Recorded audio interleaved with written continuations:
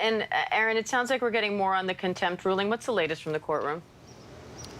Well, we're still trying to find out exactly what and I was just reading through the written decision, what exactly the judge held Trump in contempt for. There were 4 different statements at issue. And as I say, the one that really seemed to irk the judge was the one involving the jury. The former president, in remarks, had suggested that the jury is not going to be fair.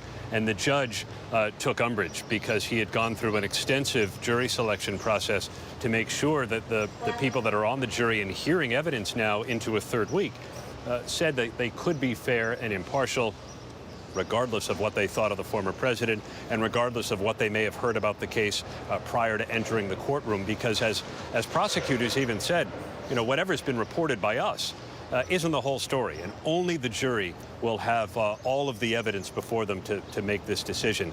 But right away, it seems as if the former president's going to be in for another $1,000 fine, even as the judge says that may not be enough in terms of a deterrent.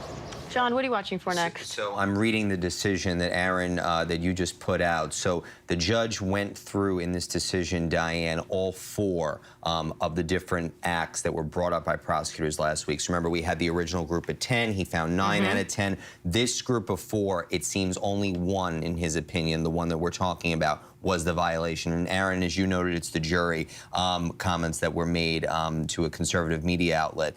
The judge goes through the other examples, one of which were comments made about Michael Cohen, others about David Pecker. Remember, some of those comments were made, Diane, the Tuesday morning of the Pennsylvania Republican primary. What the judge is saying is that he cannot find beyond a reasonable doubt that this was actually political speech that he was making. So at this moment, he's not imposing a fine on those. But again, he does get into how, these words and these ideas that, if you're trying to threaten, harass, or intimidate witnesses, this is the judge's words from this order that just posted, that's exactly what the gag order was prohibiting here. So again, he's finding it on the line. I think in some ways, if you had to parse it, maybe he's benefiting a little bit from the timing of the remarks. Again, that it was primary day, if you will. But nevertheless, I mean, it really shows that Donald Trump's got to watch it.